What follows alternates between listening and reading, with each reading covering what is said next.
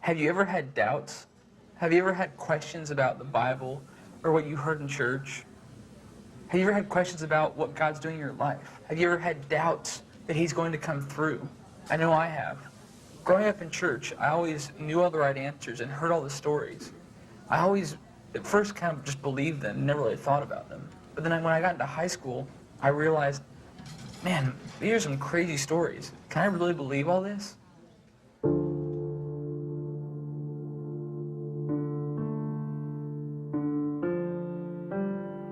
Are you really going to take care of me through the rest of my life?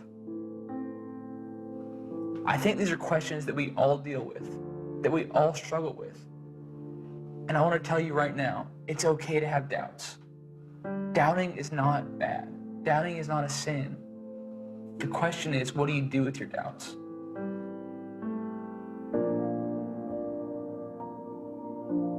I remember struggling with these doubts and thinking, man, I must be awful. I doubt His promises. I doubt what He said. I doubt these stories. I doubt things, all kinds of stuff that I would doubt.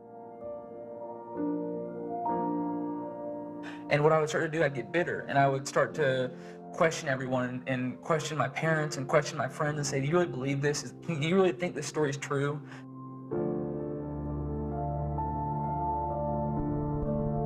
I would turn my doubts into attacks.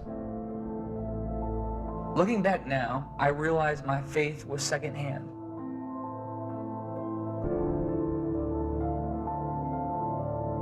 My doubt was crippling me.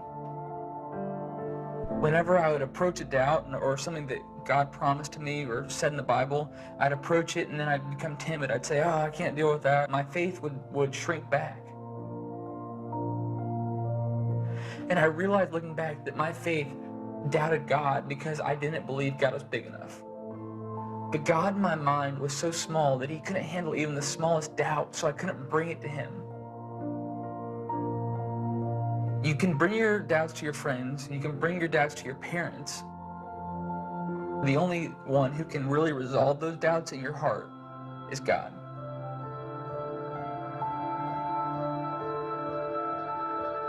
Paul Tillich once said, doubt is not the absence of faith, it is an element of faith. In order to have a first-hand faith and a first-hand life, you have to be willing to approach those doubts, to challenge what you believe, and to bring the doubts to God.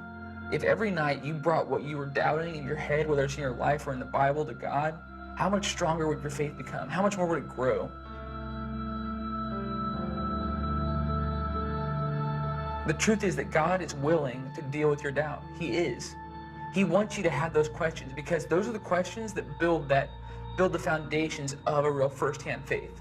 If you bring your doubts to God, He will build your faith and He will build that relationship.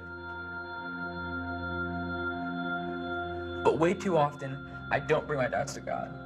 I do other things with them. I bury them or I throw them out.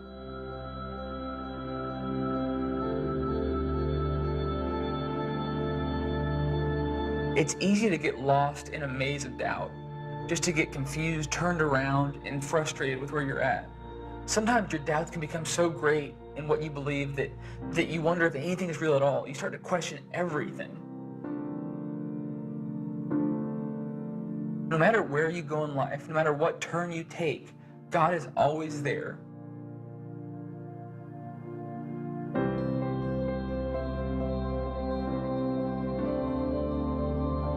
His source of power and love is always there. What changes is your heart and your relationship to Him. You know, it's hard to understand how big God's love is. It's hard to know how giant the universe is. These are all the kinds of questions that none of us know the answers to. God's faithfulness will prevail whether or not you find an answer.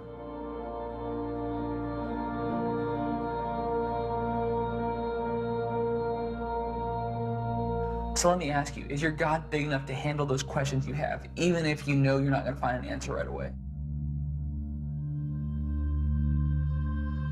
Are you patient enough to wait on God? Are you patient enough to trust Him even in the dark moments of life?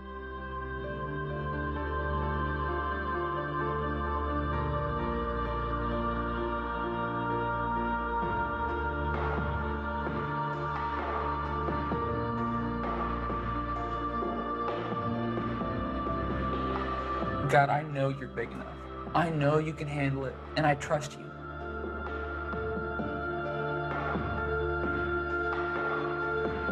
That's a kind of firsthand faith that doesn't come instantly. It takes time to build, to develop.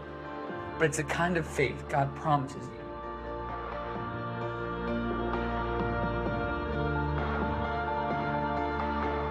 Don't hide them. Don't throw them out. Bring them to God. See what He says. See what He tells you. Really pray about them. God can deal with your doubt. He's big enough. Do you trust Him with it? I challenge you because a firsthand faith is a faith unafraid of doubt.